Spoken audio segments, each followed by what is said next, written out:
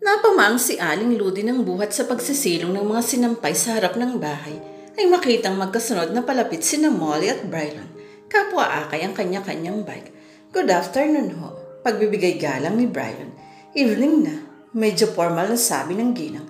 Mag-aalas 6 na eh. Natitigilan si Brylon. Napatingin kay Molly na waring nagtatanong kung galit ba ang mami niya o hindi. Napalayo ako ng pagbabike at nakita ko siya sa parke, mami. Pagpapaliwanag ni Molly sa ina. Naisip kasi niyang baka kaya walang kangiti-ngiti ang ina ay dahil inaakalang sadya niyang nakipagkita kay Brylon. Sa susunod magpaalam ka kahit kay Marty.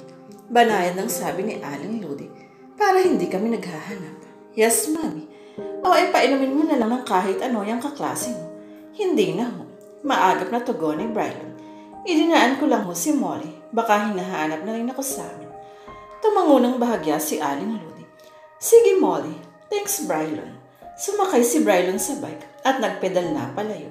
Lumaling pa ito at nakangiting kumayway. Inanti niya yun ng kaway din. Ikaw Molly ha.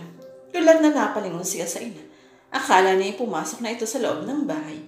Natili pala itong nakatayo sa may pinto at minamataan siya. Baka kung ano na yung bike-bike na hatirang iyan, nagsususpetsang sabi ni Aling Ludi. Ang mami naman. Natatawang sabi niya at lumakad na palapit sa pinto. Friendly gesture lang yun. Eh di ba't ang sabi ni Marty, yung Brylon na yun ang crush mo? Nambubas ka lang ho yun. Basta, hindi ka pa pwedeng makipagligawan hanggang high school ka. Hindi ho ako liligawan yun. At bakit hindi? Kasi may nobya na ho yun. Naisipan na lang niyang sabihin. Parang napayapa sa kalooban ni Aling Ludi ang sinabi niya. Nagpauna na itong pumasok ng bahay. Magpahinga ka lang ng konti at maghain ka na. Kakain na tayo. Magaan ang katawang sumunod siya sa ina. Bakit ba nasabi niya yun sa ina? Naisip niya sa pagkakahiga ng gabing iyon. Hindi naman totoong may relasyon sina Brylon at Sabrina.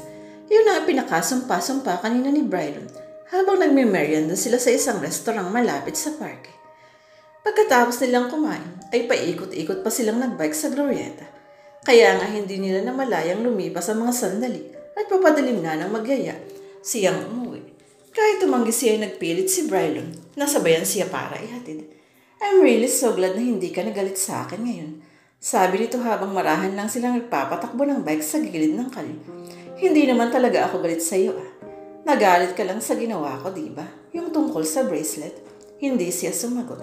Kung nalaman ko lang na gano'n ang magiging epekto sa nun, hindi ko na lang sana ginawa.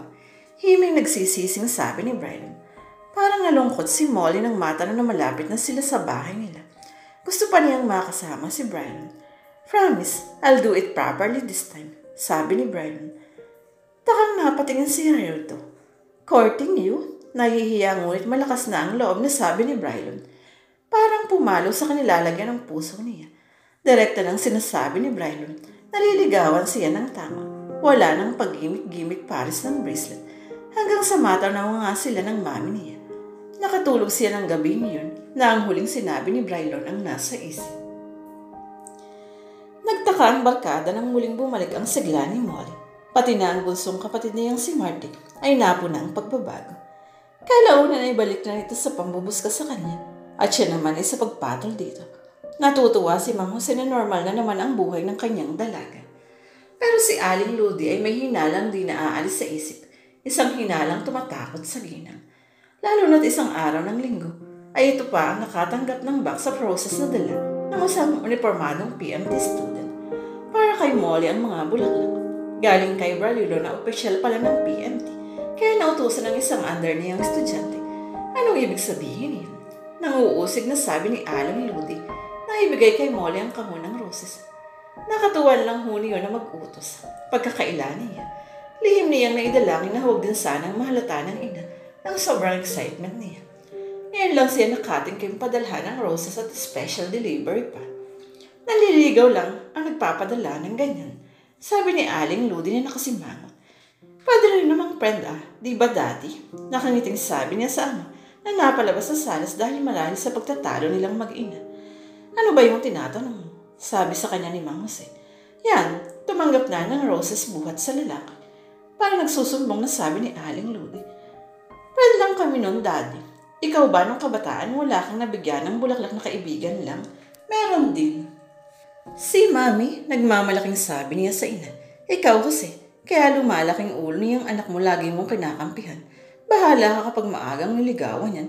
Liligawan lang pala eh. Napaluwang ang ngiti ni Molly. Ang masamay kong sasagutin niya. Di sinintron ko siya. Dad, totohanin ko yun, oy. Kunway formal na sabi sa kanya ni Mang Jose. Di sa sais ka lang dyan. Si Aling Rudy naman ang napangiti. Kaibigan nga lang eh. Pabulong-bulong na sabi niya nang talikuran ng dalawa. Napapansin niya lagi siyang minamataan ni Sabrina ng mga nakaraan at yung klase ng pagmamasid na walang katuwaan. Para pang may galit sa mga mata nang minsan niyang mahuli na nakatingin sa kanya habang may ginagawang eksperimento ang grupo nito sa biology. Nang magkasalubong ang tingin nila ay parang nagulat na ibinaling sa iba ang tingin. Saka lumapit kay Brylar na kabilang sa ibang grupo. May sinabi ito kay Brylar na tumiling ang lalaki. Saka tinalikuran si Sabrina para tunguhin ang isang kaklaseng lalaki. Nakita niyang natigilan si Sabrina at sinundan ng galit na tingin si Brylar. Mabuti na lang at naibalik niya sa eksperimento niyang munggusid ang tingin niya bago ito nahuling nakamasid siya sa nangyayari. Alam na niya yun kung bakit parang galit ang tingin sa kanya ni Sabrina. Kung bakit parang nakamasid lagi na. Iniiwasan na ito ni Brylan at nahuhulaan ng babae na siya ang dahilan base sa lagi na ipalapit-lapit nito sa kanya ni Brylan.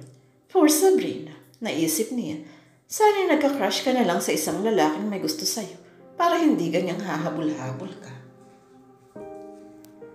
2 linggo pa bago sumapit ang festa sa kanilang lugar ay nagkaroon na ng circus sa parke. Natayo ang iba't ibang fun rides gaya ng Ferris wheel, roller coaster, caterpillar at kung ano-ano pa. Mayroon ding mga amusement games, pares ng dart, archery, bingo, dice, ring game, basketball, tryout at iba pa. Kung gabi nagliliwanag ang buong parke sa dami ng ilaw kaya daw nagkakatipon ng mga taong naghahanap ng kasiyahan pagkatapos ng maghapong trabaho o pag-aaral. 2 beses na siyang nakapasyal sa carnival. Nung una'y kasama si Marty at ang mga magulang. Pangalaway nang kasama naman niya ang mga pinsan. Mas enjoy si Molly sa ikalawang pagkakataon dahil mas malaya at magkakasundo silang magpipinsan sa pagsakay-sakay kung saan-saang fun rides. Nang kasama niyang ama't ina ay lagi ng maraming bawal. Pati pagsakay sa simpleng Ferris wheel ay kinakatakutan ni Aling Ludi. Kaya nga wala pang alas 8 ay umuwi na sila. Halos sa shooting gallery lang sila nagtagal at si Mang Jose lang ang nag-enjoy sa pagbaril sa mga target na mumunting laruan. Kaya naman ang magyaya ang mga pinsan niyang halos kasing gulang lang niya, ay hindi niya tinigilang umutan ang mga magulang na pasamahin siya. 5 silang magpipinsan na lumakad. Hindi sumama si Marty dahil bukod sa ito lang ang lalaki sa grupo, ay naaalangan pa ito sa kanila na hindi naman ito kaedad. Una silang sumakay sa caterpillar. Nagdalawang carriage sila dahil sikip na kung magsasama-sama sila sa isa. Panay ang tilian nila nang bumilis ang sasakyan. Lalo na nang lumakas ang tili nilang sa roller coaster naman sumakay. Naisip ni Molly na kung kasama ang ina, nung kang makatili siya ng ganoon, tiyak na iirapan siya ni Aling Ludi at baka nga hindi siya nakasakay sa klase ng sasakyang iyon. Nang mapagod sa kakasakay sa mga fun rides, ay bumili sila ng popcorn at naglakad-lakad sa paligid. Pasok tayo ron, sabi ni Annalyn. Anak ito ng kanyang tiya Concha at matanda lang sa kanya ng ilang buwan. Ang itinuro nitong siya ang babaeng gagamba. May malaki pang nakaguhit na litrato ng babae sa labas ng kalahati ng katawan ay sa gagamba. Kalokohan lang yan, sabi ni Jody. Hindi niya pinsang buo si Josie. Second cousin lang. Sayang lang ang pera natin dyan, sabi pa nito. Kahit na, gusto kong makita. Giit ni Annalyn. Tayo, sabi ni Mimi. Ikaw, Molly, tanong ni Annalyn. Dito na lang kami ni Joby, tanggi niya. Hihintayin na lang namin kayo rito, sabi ni Joby. Maglalakad-lakad lang kami. Magkasamang pinasok ni na Annalyn at Minnie ang show ng babaeng gagamba. Siya, si Joby at Nini ay naglakad-lakad. Nagkatuwaan nilang tumaya sa dice game. Pinagpalit-palit nila ang pagtaya sa 3 kulay ng board, pula, puti at asul. Nagtatawanan pa sila nang lumayo sa pwestong iyon. Pare-pareho kasi silang talo. At least 2 piso lang ang natalo sa akin, sabi ni Nini. Si Joby sa is. Kakainis kasi sabi ni Joby. Wala tayong panalo ron. Nakangiti ngunit na iling na sabi niya. Manalo man tayo sa unay sa kanya ring babalik ang pera. Ang bangka ang tinutukoy niya. May napansin siya na nakaakit sa kanyang pansin. Ang horror ride na nasa ilalim ng pwesto ng roller coaster.